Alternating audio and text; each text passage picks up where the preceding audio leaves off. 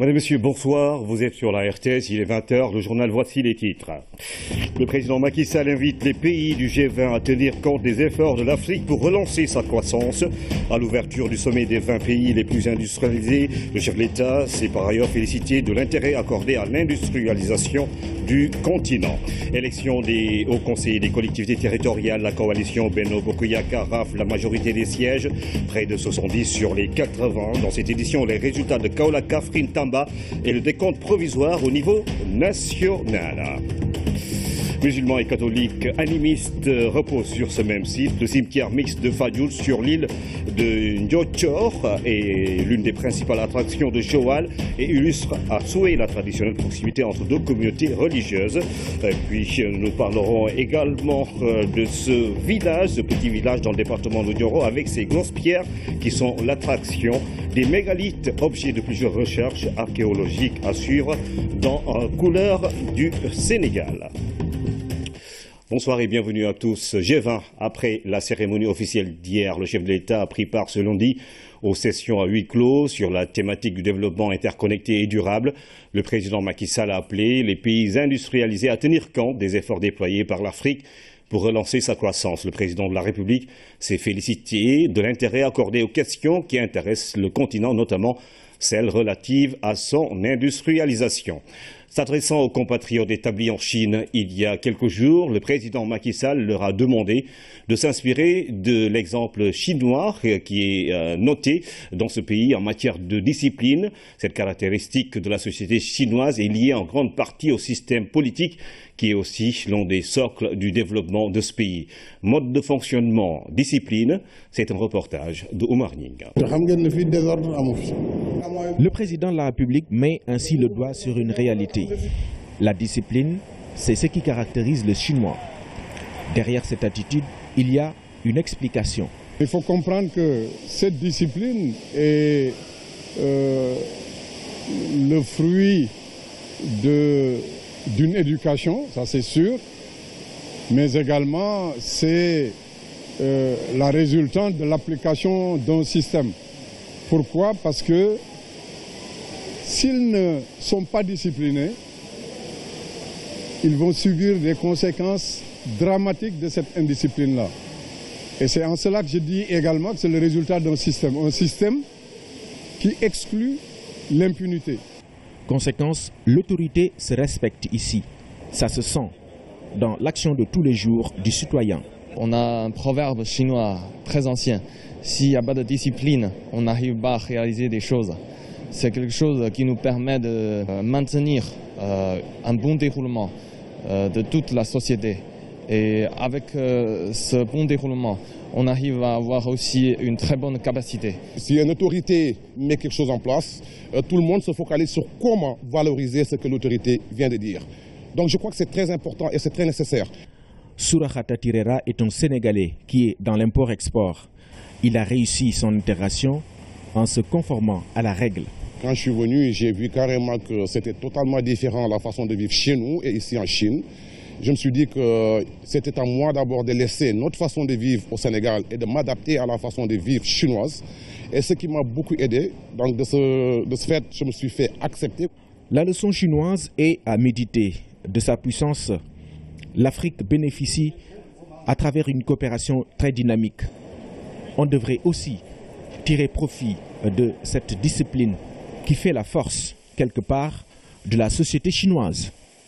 Élection au Conseil des collectivités territoriales, le scrutin de dimanche, ses résultats à Tambacounda, c'est Benno Bokk Yakaar qui a remporté les 5 sièges en compétition avec un score de 1923 voix. Suivons les résultats département par département avec Chorodia. Pas de danse, applaudissements, joie intense, voilà l'ambiance qui régnait à l'école Adja Aïda Mbaye après la proclamation des résultats du département de Tambacounda. Les 5 sièges de conseillers territoriaux qui étaient à pouvoir viennent d'être remportés par Benno Bokk Yakaar. Valablement exprimé, 207 ont obtenu Benno Bokk Yakaar 171 voix, Alternative Patriotique 32 voix, Taxawu Sa Gox 3 voix, LDR Yeesal 1 voix. Voilà comment se présentent les résultats au niveau du bureau 2. Ces premières tendances qui donnent une large victoire à la coalition Benno Bokk Yakaar vont se confirmer tout au long de la soirée électorale avec les résultats des autres départements. À Goudiri, sur les 469 votants, Benno Bokk Yakaar a raflé les 411 voix et l'alternative patriotique décroche elle 50 voix. À Bakel, sur les 343 suffrages valablement exprimés, Benno Bokk Yakaar a remporté le jackpot avec 210 voix. Et pour Koumpentoum, Benno Bokk Yakaar est encore devant avec 301 voix sur les 425 votants. En somme, dans la région de Tambacounda, pour les résultats de ce scrutin majoritaire du Haut Conseil des collectivités territoriales, c'est Benno Bokk Yakaar qui trône au sommet. Benno Bokk Yakaar qui sort donc vainqueur de ce scrutin du 4 septembre. Dans plusieurs localités, la coalition a raflé la mise. D'autres coalitions ou des candidatures indépendantes se sont également révélées au cours de ce scrutin. Maman Moussagnon nous fait le récapitulatif des résultats de ce scrutin du 4 septembre. Dans le nord du Sénégal, à Matam, la liste Benno Bokk Yakaar a fait main basse sur les 5 postes mis en compétition. À Kanel Ranérou-Ferlo, les élus ont voté pour la liste Benno. Benno, qui a rappelé les postes mis en jeu dans la région de Saint-Louis, à Dagana et Podor, Benno Bokk Yakaar a dominé ses adversaires. Au total, 640 électeurs ont voté pour la coalition présidentielle à Louga. Du coup, elle remporte les 2 sièges du Haut Conseil. Kébémer et Linguère ont également suivi le même rythme. Benno Bokk Yakaar s'est imposé. Au centre du Sénégal, dans la région de Diourbel, la coalition au pouvoir a montré sa force de frappe en s'exigeant les sièges proposés, aussi bien à Bambey, à Mbacké qu'à Diourbel. Benno, grand gagnant dans les départements de Kaolack, Nioro et Guinguinéo. Benno gagne à Fatick département. Dans cette région, Foundiougne et Gossas ont échappé à Benno Bokk Yakaar. À Thiès, les 3 sièges mis en compétition sont revenus à la coalition Benno. Tivaouane et Mbour ont rejoint la capitale du rail en votant la liste Benno Bokk Yakaar. Les 5 sièges de la région de Tambacounda ont été remportés par Benno, tandis que dans la région de Sédhiou, 2 départements sur 3 ont été gagnés par Benno. Dans le sud, l'UCS a dominé à Ziguinchor. À Oussouye, le RDS-TDS s'est illustré. Dans le Foni, Benno a montré sa suprématie. Dans la région de Dakar, à Guédiawaye et Pikine, les 5 sièges sont allés au camp présidentiel, alors qu'à Dakar département, And Taxawu Dakar a remporté l'élection des hauts conseillers des collectivités territoriales. Les partis donc se sont également illustrés. Il faut dire que dans le département de Kaolack à Kaffrine, Benno Bokk Yakaar a gagné les départements de Kaolack à Kaffrine. Sur les 4 départements, 2 sont tombés entre les mains d'autres listes. L'élection a eu lieu dans la plus grande sérénité, nous dit Claire Diop. Il a fallu plus d'1 heure à la commission pour faire le décompte des voix et sans surprise, la coalition Benno Bokk Yakaar a gagné dans le département de Kaolack. Sur les 313 électeurs du bureau de vote numéro 1, 273 ont dit oui à Benno Bokk Yakaar et sur les 302 électeurs du bureau de vote numéro 2, 276 ont dit oui à Benno Bokk Yakaar. Pour les 2 désormais membres du Haut Conseil des collectivités territoriales, cette victoire est le fruit d'un travail de longue haleine à la base. Aujourd'hui, l'heure est venue de tout faire pour mériter la confiance des conseillers municipaux et départementaux, mais au-delà des populations. Le vote s'est déroulé à Kaolack dans une ambiance sereine. Pour les leaders, l'acquis est à consolider. La coalition Benno Bokk Yakaar a aussi gagné dans les départements de Nioro avec 272 voix sur les 321 suffrages valablement exprimés et à Guinguinéo avec 101 voix dans le bureau de vote numéro 1 et 106 voix dans le bureau de vote numéro 2. Concernant les résultats dans la région de Kaffrine, Benno Bokk Yakaar a remporté la victoire dans les départements de Kaffrine et Koungheul. Pour le département de Birkelane, c'est la liste And Defar département Birkelane qui a gagné avec 173 voix contre 138 pour Benno Bokk Yakaar. À Malem Hodar, c'est le parti Justice et Démocratie qui remporte la victoire avec 145 voix contre 108 pour Benno Bokk Yakaar. La banane sénégalaise plus compétitive que ses concurrentes de la sous-région. C'est l'avis des producteurs de cette filière à haute valeur ajoutée. 35 000 tonnes sont produites chaque année à Tambacounda, où le ministre de l'Agriculture s'est rendu dans le cadre du suivi de la campagne agricole. Pendambo. Le ministre qui descend sur le terrain, qui est en train de traduire en acte la vision éclairée du président Macky Sall. Oui, des vacances pour faire un suivi de la présente campagne agricole. Après le sud, la partie est du pays prend le relais. À Tambacounda, le ministre de l'Agriculture et sa délégation s'est rendu dans des périmètres de bananes emblavés à perte de vue. D'abord sur 24 hectares, ensuite 26 hectares et enfin 200 hectares. Ils sont situés ces pieds de bananes, une filière à haute valeur ajoutée dans les communes de Dialokoto et Missira dans la zone de Goulombou. Ils appartiennent à des producteurs, des experts aguerris de la banane qui se disent fiers de leurs produits. Bien sûr, le Sénégal a vraiment un avenir pour la banane, du fait que d'abord on peut faire de la culture bio, ce que peut-être les autres pays comme la Côte d'Ivoire ne peuvent pas faire. Ça c'est vraiment un avantage comparatif. Et l'autre avantage, c'est vraiment les rendements. On a un potentiel de 60 tonnes dans la zone de Tamba et puis il y a la disponibilité en eau, l'eau du fleuve.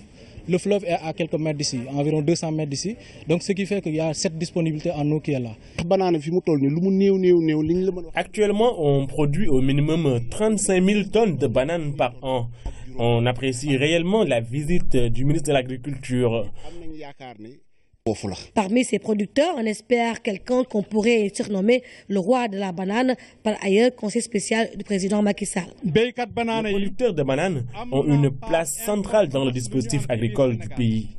On produit la banane sur 12 mois, donc les objectifs d'autosuffisance peuvent être atteints. Dans le secteur, on emploie également beaucoup de personnes. Par exemple, ici, il y a plus de 5600 personnes qui travaillent de manière fixe depuis plus de 30 ans sur plus de 1200 hectares. Je suis très impressionné par ce que je viens de visiter. Nous avons pu voir des exploitations familiales bien structurées qui sont en quête d'excellence, en quête de productivité, en quête de compétitivité. C'est la vision que nous avons en ce qui concerne les exploitations familiales. Exploitation familiale ne rime pas avec pauvreté. Exploitation familiale ne rime pas nécessairement avec non-adoption des innovations technologiques. Exploitation familiale ne rime pas aussi avec non-capitalisation. Nous avons un exemple concret ici, M. Momodou Sall, qui est un grand exploitant agricole, qui a une exploitation familiale de type moderne, parce que utilisant les innovations technologiques, utilisant un capital humain important et faisant tout pour se rapprocher des standards de compétitivité et d'excellence. Et la tutelle d'ajouter que l'État fera tout pour une solution durable et concertée avec l'ensemble des professionnels, des techniciens et des bailleurs afin que la banane puisse participer pleinement à l'atteinte des 157 000 tonnes de fruits et légumes visés dans le PSE. 35 000 tonnes de bananes produites donc à Tambacounda chaque année, au moment où des pays frontaliers du Sénégal, tels que le Mali, la Côte d'Ivoire et notre pays, entendent harmoniser les normes de contrôle du poids et du gabarit des véhicules lourds qui transportent la plupart de nos productions. Une rencontre tripartite s'est tenue à Dakar afin de renforcer et améliorer le contrôle de la surcharge à l'essieu en conformité avec les règlements de l'UEMOA au Moubalde. L'un des grands facteurs de la dégradation du réseau routier est sans doute la surcharge des véhicules lourds, un problème commun à la plupart des pays de la sous-région, et son impact sur les économies est réel. Le Mali est un pays continental, donc il n'a pas de façade maritime avec de grandes distances de transport. Si le pays est un organisme, les routes constituent le vaisseau sanguin comme pour l'organisme humain. Et leur importance n'est plus à démontrer dans notre économie. C'est pourquoi en 2010, on a évalué à 50 milliards l'impact de la surcharge sur les routes, l'accélération de leur dégradation. Le Sénégal consent pratiquement 60 milliards, en tout cas c'était le cas en 2015, plus de 60 milliards pour l'entretien des routes. Ce sont des fonds qui auraient pu servir dans d'autres secteurs sociaux dans le capital humain, la formation du capital humain. C'est justement pour trouver des solutions communes à cette problématique que le Mali, le Sénégal et la Côte d'Ivoire échangent leurs idées. Il est apparu opportun de voir dans quelle mesure nous pouvons, de façon concomitante, arriver à l'application pleine et entière du règlement 14 relatif au contrôle des charges à l'essieu. Vous voyez, la région doit garder sa compétitivité et cette compétitivité dépend d'abord des investissements durables, dont notamment pour ce qui relève des routes. C'est pourquoi il est nécessaire que chacun des pays arrive à une application concomitante, mais harmonisée, du règlement 14. Il faut qu'on aille d'un même pied et qu'on aille au résultat ensemble. La réflexion sera poursuivie à Cotonou vers fin septembre dans un cadre plus élargi de l'UEMOA. Des échanges pour mettre fin à la surcharge à l'essieu qui compromet considérablement les efforts de réalisation d'infrastructures routières. La régionale des eaux et forêts de Ziguinchor compte intensifier la répression en matière de trafic illicite du bois. À travers un atelier de formation sur la législation forestière, elle a outillé ses agents sur la rédaction des procès-verbaux et des procédures judiciaires. Salut Sec. Cette rencontre fait partie des recommandations issues de la tournée des ministres de l'Intérieur, des Forces armées et de l'Environnement dans les régions de Kolda et Ziguinchor. Il s'agit à travers cet atelier de former les agents des eaux et forêts en technique de rédaction des procès-verbaux et sur les procédures judiciaires. Comme les coupeurs de bois sont de plus en plus organisés pour faire échouer nos stratégies, nous également, de notre côté, nous devons nous organiser pour que quand on prend un délinquant, qu'on lui inflige la peine maximale. Mais pour que cela puisse avoir lieu, il faut que les procès-verbaux que nous présentons au procureur soient bien faits et bien écrits. Parfois, les avocats de ces malfaiteurs-là saisissent des brèches, donc des failles sur la rédaction des PV, mais pour demander la relaxe de leurs clients. Étant donné que ce pays est un pays de droit, mais le juge ne peut que les relaxer évidemment, s'il se rend compte qu'il y a des failles, s'il se rend compte que l'avocat a raison. C'est pourquoi nous voulons remédier à cette situation.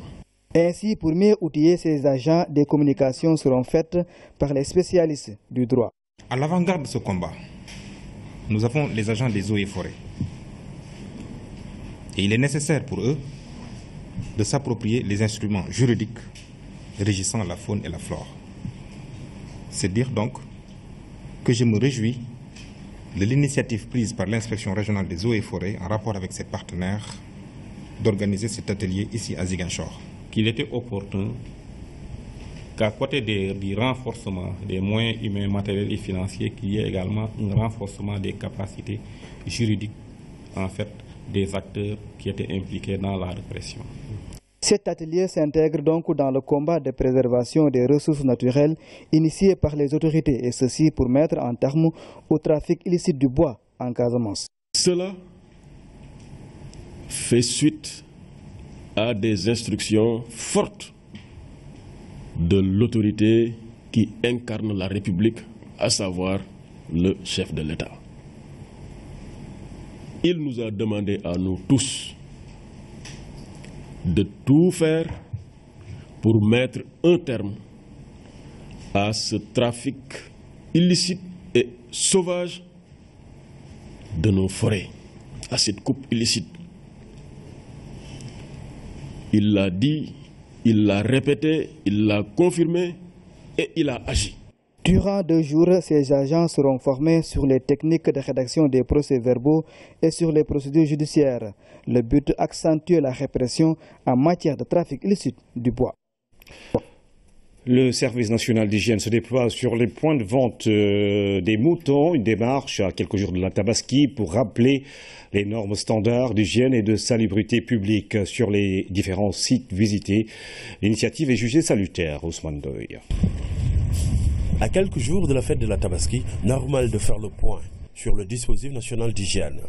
Le service national d'hygiène fait le point avec les éleveurs et ceux-là qui sont sur les sites de vente des moutons. On n'a pas vraiment vu des déchets amoncelés par-ci et par-là, comme ils ont eu à l'expliquer. Et on l'a constaté que pratiquement chaque matin, ils font le balayage, trier les ordures et attendre que le camion vienne pour ramasser tout ça.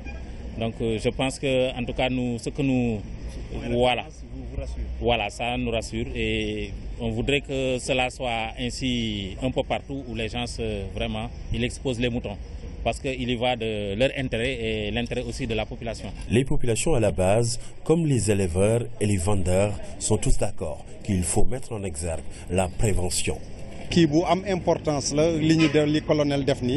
qu'a fait le service national d'hygiène est d'une importance capitale pour nous. Par son chef, ici présent, le colonel, il nous incite à la propreté. La propreté, vous le savez, c'est une des recommandations de l'islam. Et vous voyez, tous les 2 jours, nous faisons le nettoiement et l'assainissement des lieux. Le camion de ramassage des ordures passe et repasse. Et de ce point de vue, j'appelle mes autres amis des sites de vente des moutons à faire de même. La prévention, un mot, mais qui a tout son sens. Pour ce qui concerne surtout la région de Dakar, à l'UCG, qui est chargé vraiment de la gestion des déchets au niveau de la ville, en tout cas de faire en sorte que juste après les fêtes, que le ramassage des ordures se fasse très rapidement. Parce que si on ne le fait pas aussi, le risque c'est la putréfaction de tout ça, parce que c'est des matières vraiment organiques. Quand ça se putréfie, ça va créer une pullulation de mouches et autres nuisances qui peuvent vraiment affecter le bien-être, voire même la santé des populations. Avec le mouton, il faut faire attention. Voilà, parce que d'abord, la viande produite qu'on utilise le premier jour, parce que nous avons l'habitude de les griller. Donc, par rapport à cette forme de préparation aussi, que les gens fassent un peu attention, éviter la carbonisation.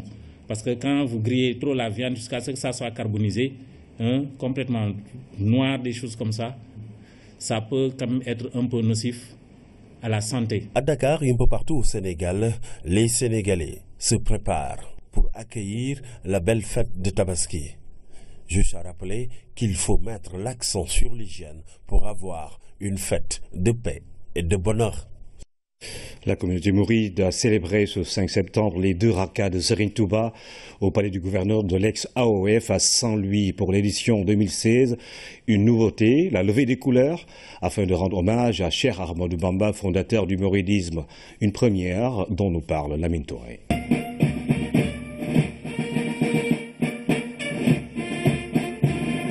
Au palais du gouverneur de Saint-Louis, la tradition républicaine a vécu aux couleurs nationales. Cette fois-ci, le religieux a fortement marqué la cérémonie. Il s'agit de rendre hommage à Cheikh Ahmadou Bamba à l'occasion des 2 rakas. Le président de la République, son Excellence Macky Sall, dès son avènement à la tête de la République, a voulu fouilleter en chacun de nous, en chaque Sénégalaise et chaque Sénégalais, le sens de la République, le sens du civisme. Raison pour laquelle il a instauré une cérémonie de levée mensuelle de couleurs au niveau de la présidence de la République et dans toutes les administrations, notamment les administrations déconcentrées, notamment les gouvernances de région. Naturellement, on exécute cette instruction donc depuis ce temps-là. Aujourd'hui, ça coïncide à Saint-Louis avec une journée un peu spéciale d'ailleurs pour ne pas dire un peu très spéciale, commémorant donc la prière de Cheikh Ahmadou Bamba dans le bureau du gouverneur Fadab. Et nous avions tenu à inviter donc le Kourel pour qu'ensemble nous fassions une double cérémonie, une cérémonie de levée des couleurs et une cérémonie également d'hommage au Cheikh. Les autorités administratives, politiques et religieuses ont pris part sans exception à cette levée des couleurs. Les organisateurs du Magal des 2 rakas ont salué l'ouverture du gouverneur qui les a fortement associés à l'événement. Nous avons assisté ce matin et nous en remercions le gouverneur de la région Alioune Aïdara Niang qui a voulu associer la cérémonie de ce matin de levée de couleurs à un hommage à Cheikh Al-Khadim qui a combattu 33 ans contre l'administration coloniale pour asseoir un islam divin, mais pour libérer son peuple de la domination culturelle. Un moment solennel qui témoigne encore de la flexibilité du cheikh en matière de tolérance face à ses ennemis. car c'est dans ce palais du gouverneur de Saint-Louis qu'il a prié juste avant de prendre le chemin du Gabon. La prière des deux rakas de Saint-Louis s'est donc tenue cet après-midi. Elle a été dirigée par Serigne Mamor Mbacké en présence de plusieurs autorités étatiques et religieuses. La synthèse de Lamine Touré. L'édition 2016 du Magal des deux rakas de Saint-Louis a été pendant plusieurs jours marquée par d'intenses moments de spiritualité autour de l'œuvre islamique de Cheikh Ahmadou Bamba. Des enseignements qui ont fini de conforter l'unité du pays et l'esprit de tolérance partout où la violence s'est présentée comme solution à tout projet de société. Les autorités se sont massivement mobilisées pour la réussite de cette manifestation religieuse. Ainsi, le chef de l'État a envoyé une forte délégation dirigée par Oumar Gueye, ministre de la Pêche et de l'Économie maritime. Il a délivré au nom du président de la République un message de paix et d'admiration continue envers la communauté mouride. Une communauté qui a fait du travail un socle de développement. Ainsi, le chef de l'État compte bâtir le pays sur cette vertu. Oumar Gueye a décliné les grandes ambitions de progrès économique et social de l'État. Prenant la parole, l'imam Serigne Mamor Mbacké est revenu sur la portée des deux rakas de Saint-Louis.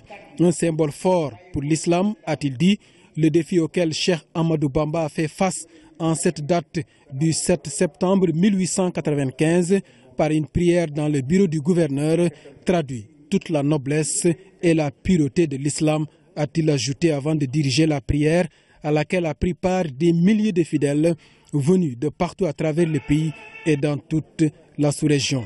Cette 41e édition avait pour parrain Serigne Abdoulakim Mbacké, un érudit exemplaire, un homme d'une modestie exceptionnelle qui a beaucoup marqué les participants à l'événement. Un événement totalement sécurisé grâce à la forte mobilisation des forces de défense et de sécurité. Les deux rakas de Touba au palais de l'ex-gouverneur de l'AOF, c'était donc ce 5 septembre à Saint-Louis. Un cimetière mixte sur une île reliée à Fadiout par un pont de 210 mètres. Musulmans, catholiques et animistes reposent sur cet espace. Le cimetière mixte de Fadiout sur l'île de Niodior est l'une des principales attractions de Joal et illustre à souhait la traditionnelle proximité entre deux communautés religieuse. Jeanne Dior a traversé ce pont de 210 mètres pour revisiter l'histoire de ce cimetière. C'est dans Couleur du Sénégal. L'île de Ndotio, entendez, descendez en Sérère, est souvent confondue à celle de Fadiout, dont elle est pourtant séparée. Ce nom est peu connu, mais ce qui l'abrite très populaire, le cimetière mixte de Fadiout. Ici reposent animistes, chrétiens et musulmans. Quand la religion est arrivée, les religions sont arrivées, ils n'ont pas divisé ce qu'il y avait chez les catholiques, comme chez les gens qui sont devenus musulmans. Les musulmans sont là à côté, les catholiques sont là à côté. Mais quand on va enterrer un mort, musulman, les catholiques comme les musulmans, tu as ton chapelet, tu es graine. Le musulman, il a son chapelet, il est graine. Quand on va enterrer un catholique, les musulmans, il y en a certains musulmans même qui rentrent à l'église. Et il est graine. Il y a un degré de parenté qui te lie à l'individu. À Fadiout, la tradition n'a pas trop cédé la place à la religion. Ici, même la manière d'enterrer certains morts dépend de l'appartenance culturelle du défunt. On enterrait par rapport à la lignée maternelle, la tête tournée vers un sens bien précis. Par exemple, ici où nous sommes, vous voyez des couloirs qui sont tournés vers l'océan, parce que ces gens qui gisent dans ces tombes-là, c'est des Djahanoura. Et les Djahanoura à Fadiout, c'est les maîtres de la mer. Vous verrez, par exemple, les Feuilles qui se disent propriétaires terriens. C'est les maîtres de la terre. Leur tête est tournée vers l'est, parce que la terre se trouve à l'est. Et on a continué à enterrer les gens tels qu'on les enterrait. La différence, c'est que dans l'évolution, nous, on a évolué en tant que catholiques, mais en tant que sérères, les musulmans sont devenus des musulmans. Et aujourd'hui, ils enterrent selon le rite qui est édicté par le Coran. En plus de sa mythique histoire, sa position géographique l'a rendu célèbre. Relié à l'île de Fadiout par un pont de 210 mètres, le cimetière est entouré par les eaux de Sassaou et de Falan. Les touristes ne se privent pas de visite, mais l'accès est interdit aux femmes, surtout durant les enterrements. On voit d'abord la sensibilité de la femme. Mais en dehors de cette sensibilité, avant, les passerelles là n'existaient pas. il y avait des petites pirogues. Donc, où il fallait mettre les cercueils de mort. On ne met pas les femmes à l'intérieur. On a tout juste besoin de fossoyeurs qui partent bien avant l'heure et quelques types qui vont, de parents proches, qui vont accompagner le mort. Ces insulaires résidant comme ressortissants y enterrent leurs morts depuis des siècles. Au premier regard, le site semble plein. Néanmoins, les enterrements se font toujours. Depuis que le cimetière existe, c'est-à-dire que spatialement, il ne peut pas contenir tout ce qui meurt à Fadjout. Mais nous avons des techniques, des pratiques qui ne sont pas secrètes, mais qui sont vraiment liées à notre île, qui font qu'on trouvera toujours de la place pour les habitants de cette île qui veulent reposer ici. Sous cet arbre, l'une des premières âmes y repose, c'est celle de Ndiaressar. Rien ne renseigne sur sa tombe à part ces bouteilles de boissons vides que certains Fadjoutiens de sa lignée lui font offrande lors de cérémonies de libation. Il faut aussi noter que ce cimetière qui est dans la commune de Joal-Fadjout a servi jadis de carrière aux premiers Iliens qui y menaient une activité. Ils acheminaient les coquillages dans d'autres villes. La matière était utilisée comme matériau de construction dans les bâtiments et travaux publics. 24 sites avec de grosses pierres qui forment par endroits de petits cercles. Nous sommes dans le département de Nioro, mais escale à Singayen, plus précisément. Ce petit village a longtemps attiré des archéologues français-américains ou sénégalais pour des fouilles qui ont donné des résultats spectaculaires. Dans Couleurs du Sénégal, un petit voyage au pays des mégalithes avec Claire Diop sur fond de Ngoyane. Singayen, un village dont le nom dépasse les frontières du Sénégal. Nous sommes à une centaine de kilomètres de Kaolack dans le département de Nioro du Rip. Ici, les premières traces de vie sont datées d'environ 3000 ans avant Jésus-Christ. Les images sont impressionnantes. Bienvenue au pays des sites mégalithiques.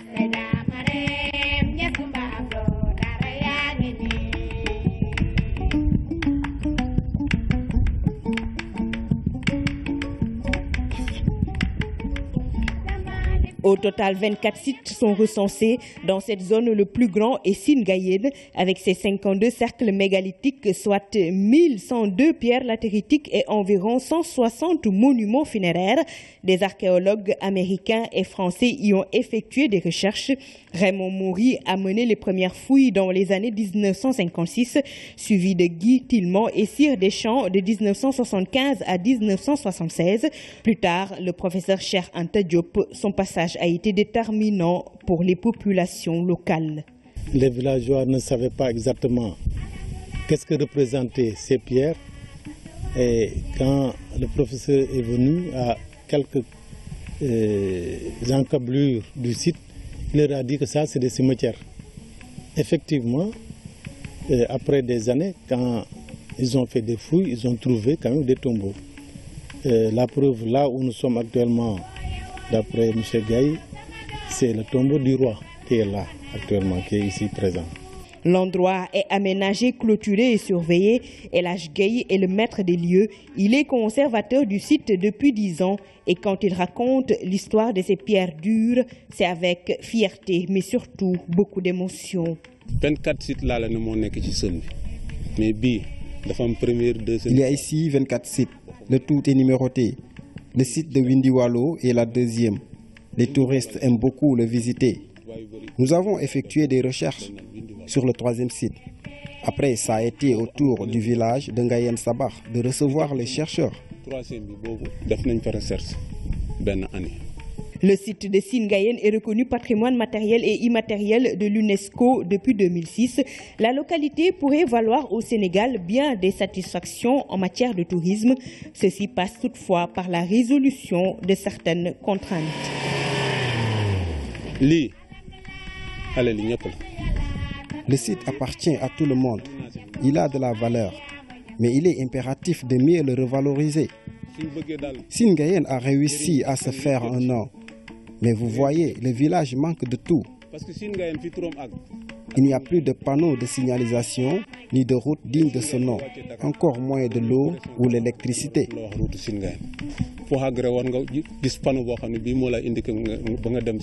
Il nous faut quand même qu'on puisse participer au désenclavement. L'accès est difficile. Pour venir, on fait des tours et des détours pour accéder au site. Je pense qu'on va en profiter pour faire un appel, n'est-ce pas, pour qu'on puisse quand même tracer des routes directes qui vont directement à la nationale. La revalorisation de ce site est plus que déterminante pour le développement de toute la localité. L'appel est lancé par les acteurs. C'est un site, s'il est bien connu, ce site peut apporter beaucoup de choses, non seulement le département de Nioro, n'est-ce pas, et la commune, la région de Kaolack, mais tout le Sénégal. Donc ça veut dire que si aujourd'hui on participe à la valorisation, à la promotion de ce site, des touristes vont venir. Les cercles mégalithiques de Sine-Gayène sont d'impressionnantes vestiges qui continuent encore d'étonner les visiteurs. Des ossements, armes, poteries et bijoux ont été trouvés à 5 mètres de profondeur. L'essentiel de toute cette découverte est conservé au musée de l'IFAN à Dakar. Couleur du Sénégal, la série se poursuit demain. Cybercriminalité. La Fondation Friedrich Ebert a organisé ce matin une conférence sur ce phénomène complexe dont les acteurs sont difficiles à appréhender. Le Sénégal a ratifié depuis le 24 juillet 2016 la Convention internationale de Budapest sur ce fléau, ce qui va permettre de mieux prendre en charge son caractère transnational. Aminata Bengfal. La cybercriminalité est un phénomène qui gagne de plus en plus du terrain. Vol d'identité, diffusion d'images compromettantes sur Internet, escroquerie, harcèlement, la liste est longue. La cybercriminalité, une problématique complexe avec des particularités. La cybercriminalité est une forme de criminalité immatérielle, est une forme de criminalité transnationale également. Cela veut dire, dès lors qu'on utilise le réseau Internet pour commettre une infraction, cette infraction devient une infraction internationale. Et l'internationalisation de la cybercriminalité pose d'énormes problèmes à la législation et aux autorités judiciaires. Pour apporter des solutions à ce problème, le Sénégal a mis en place un dispositif avec l'adoption de la loi sur la cybercriminalité depuis 2008. Il y a au niveau de la division des investigations criminelles une brigade spéciale de lutte contre la cybercriminalité qui a été mise en place et qui est fonctionnelle. Les juridictions ont commencé depuis 2008 à appliquer les textes, les infractions sur la cybercriminalité, mais il reste qu'il y a encore des difficultés. Il y a des difficultés de répression effective, il y a des difficultés de mise en œuvre du dispositif. Des manquements qui seront corrigés dans le projet de réforme du Code de procédure pénale qui envisage de renforcer le dispositif existant. À titre d'exemple, il est envisagé de pénaliser ce qu'on appelle l'usurpation d'identité numérique. Vous savez, aujourd'hui, je le disais tantôt, on ne sait pas qui est qui fait quoi dans le cyberespace. Emprunter, c'est-à-dire utiliser l'identité d'une personne sur Internet pour soit commettre une infraction ou bien se faire passer pour cette personne, constituera désormais un délit qui pourra être poursuivi et sanctionné. Il y a également de nouveaux pouvoirs d'investigation qui seront donnés aux autorités judiciaires et aux autorités chargées de l'enquête. Il en est ainsi, par exemple, de réquisitions qui pourront être désormais adressées aux éditeurs. Depuis le 24 juillet 2016, le Sénégal est autorisé à ratifier la Convention internationale de Budapest sur la cybercriminalité, ce qui va permettre à notre pays de mieux appréhender la dimension transnationale. L'actualité à travers le monde à présent sous forme de brèves illustrées. Elle nous mène en France, en Syrie et au Gabon, où les populations ont regagné timidement les lieux de travail. Philomène Constance-Cagne.